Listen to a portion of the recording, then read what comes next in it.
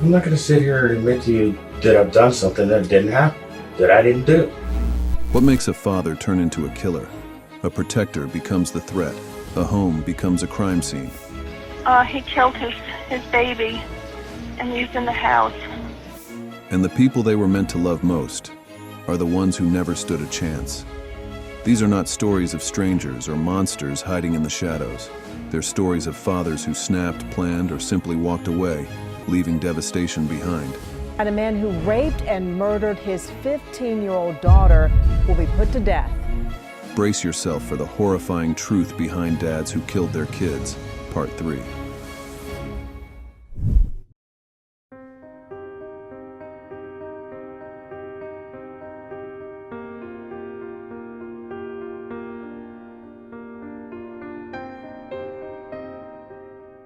I do believe Mark has something to do with Dylan's disappearance. I do believe he knows more. What kind of father destroys his own child to protect his secrets? Mark Redwine is accused of killing his 13-year-old son back in 2012. 13-year-old Dylan Redwine arrived in Vallecito, Colorado, for a court-ordered Thanksgiving visit with his father, Mark Redwine, in November 2012. Their relationship was fractured. Dylan had discovered photos of his father in women's lingerie, a diaper, eating feces. The shame and disgust lingered. Dylan told friends he never wanted to see his father again, but the law left him no choice. The next morning, Dylan vanished. His father claimed he left for errands and returned to an empty house, a bowl of cereal on the table, the TV still on. But Dylan was never heard from again. For months, the mountains echoed with search parties and desperate prayers. Then, the grisly truth emerged. Dylan's remains, scattered in the wilderness, his skull found years later, fractured by blunt force and sharp trauma. Investigators say Dylan's remains were found 8 miles from his father's home near Durango. Blood traces in the living room, the scent of death detected by cadaver dogs, and Mark's chilling lack of emotion painted a damning picture. Prosecutors argued Mark snapped in a fit of rage, perhaps after being confronted about the photos, perhaps simply unable to control his anger. He killed his son, dismembered him, and scattered his remains, all while pretending to grieve. For years, Mark lied, evaded, and denied. I'm not going to sit here and admit to you that I've done something that didn't happen, that I didn't do. And if that's what you're waiting on, then we're going to be waiting a long time for that. But the evidence was overwhelming. At sentencing, the judge called him a murderer and a coward, handing down the maximum 48 years. I'm going to sentence you to 48 years on both counts with 5 years of parole. They are to be served concurrently. Dylan's mother, through tears, told Mark, "You will never hurt another child again." Dylan loved to laugh, skateboard, and play Xbox. He deserved to grow up. Instead, his life was stolen by the one person who should have protected him. This was no accident, no moment of madness. It was a father's selfish, irreversible choice. Let us remember Dylan, not Mark's lies, but the boy who never got the chance to become a man.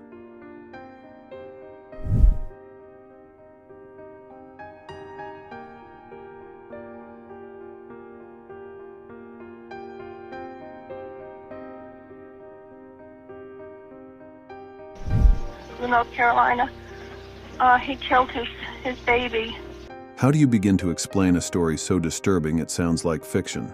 In April 2018, police across 3 states scrambled to piece together a horror that spanned generations and left 4 people dead. Stephen Platt was not just a father. He was a manipulator who blurred every line of morality. Years earlier, he and his wife Alyssa placed their infant daughter Katie for adoption to protect her from his abuse. But when Katie turned 18, she reached out, and Stephen brought her home. What followed defied comprehension. He left his wife, married his biological daughter, and fathered a child with her.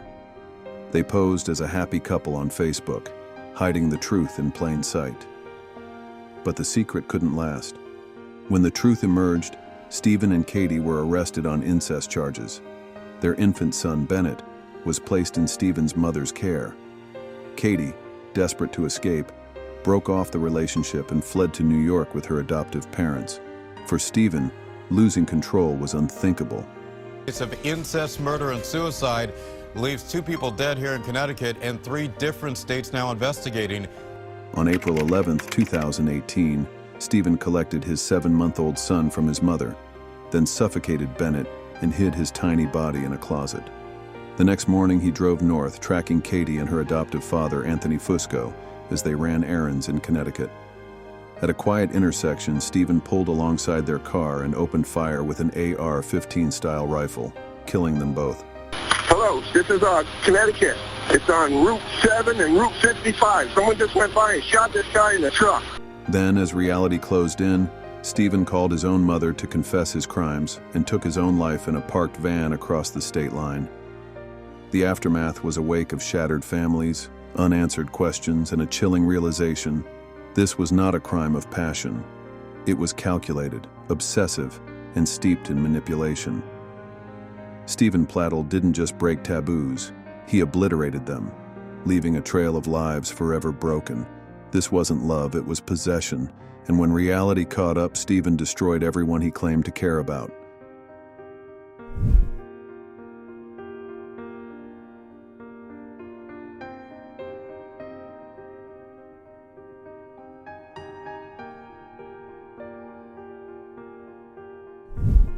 What happens when the person you trust most becomes your nightmare? 13-year-old Kaymani Latigue only wanted someone to watch over her while her grandmother stepped out. That someone was her father, Darnell Jones, a man whose name now haunts Toledo. On March 18, 2025, Kaymani vanished from her grandmother's home. For nearly a week, her family searched, prayed, and pleaded for her safe return. But on March 24th, hope shattered. Kaymani's body was discovered in a burned-out, abandoned house. The horror of what she endured stunned even seasoned investigators. She had been sexually assaulted, her hands severed, her neck slashed so deeply she was nearly decapitated. The manhunt for Darnell Jones ended in Columbus. When police closed in, Jones opened fire. Officers shot back, wounding him before taking him into custody. Don't do it. What's your name? Kill me. Dude, show me your fucking hands right now. Pull your fucking hand out of your... Now, he faces 15 felony charges: aggravated murder, rape, kidnapping, gross abuse of a corpse, and the death penalty. This wasn't a crime without warning. Jones had a history of violence, domestic abuse, weapons offenses, a pattern of control. Yet somehow he remained a shadow in his daughter's life, never flagged as a threat by child services. Kaymani lived with her grandmother for years. Reports of excessive discipline surfaced, but no one, not family, not officials, ever mentioned her father as a danger. Kaymani was an honor student known for her bright smile and gentle spirit. Her death has left a crater in her community and a chilling question: how many warning signs did the system miss? This was not a monster in the dark. It was her father, a man who twisted trust into a weapon and silence into his shield. Now, the world knows his name, but it's Kaymani's name that must echo, her memory a call for vigilance, justice, and change.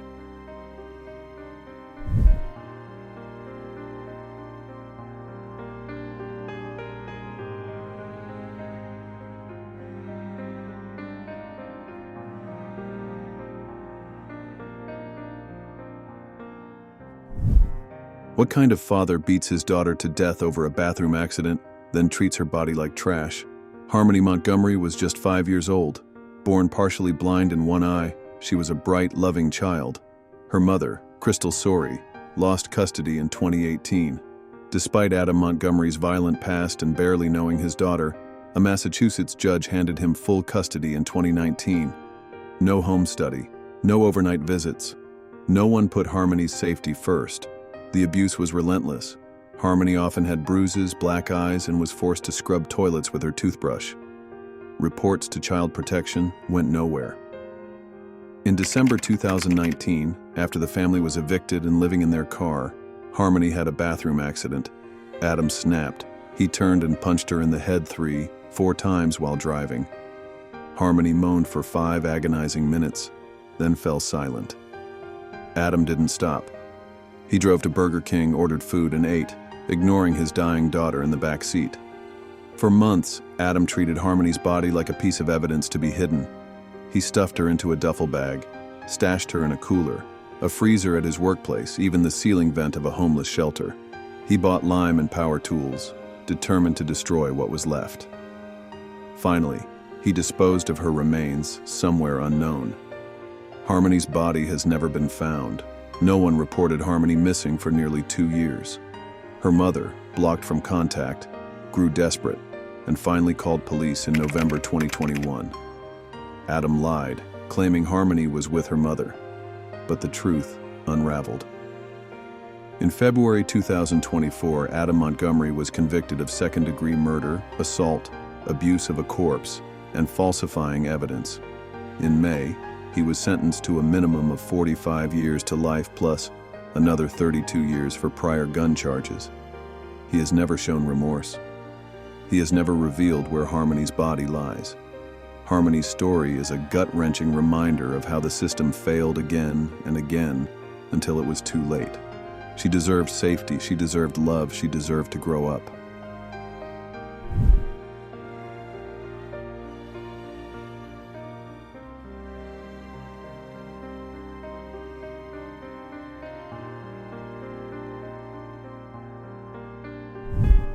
What kind of father turns a weekend visit into a 22-hour nightmare?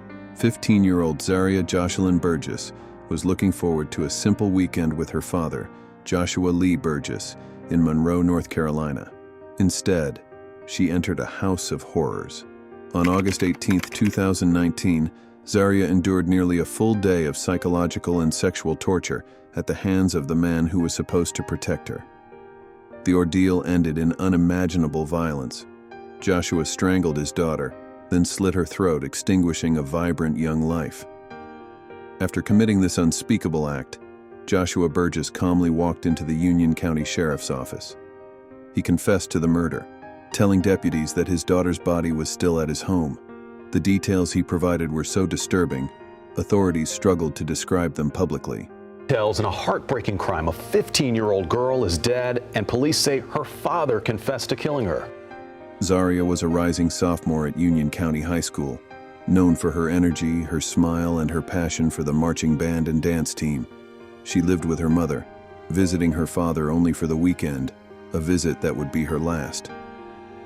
In June 2022, after a harrowing 3-week trial, a jury found Joshua Burgess guilty of first-degree murder, statutory rape, multiple counts of statutory sex offense, and first-degree sexual exploitation of a minor. The sentence was swift and severe: death, plus at least 76 years in prison for the other crimes. And a man who raped and murdered his 15-year-old daughter will be put to death. Authorities called the killing especially heinous, atrocious, and cruel. The community, investigators, and prosecutors continue to grieve with Zaria's mother, left to mourn a daughter stolen by the very person who should have kept her safe. No motive was ever revealed. The case remains a chilling reminder of the depths of human depravity and the importance of vigilance in protecting our children.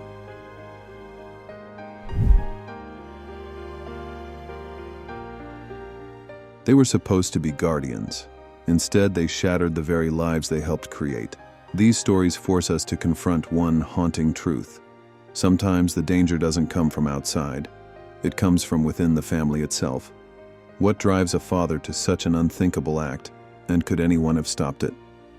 If this episode left you shaken or searching for answers, let us know in the comments below. Like and subscribe for more stories that demand to be heard.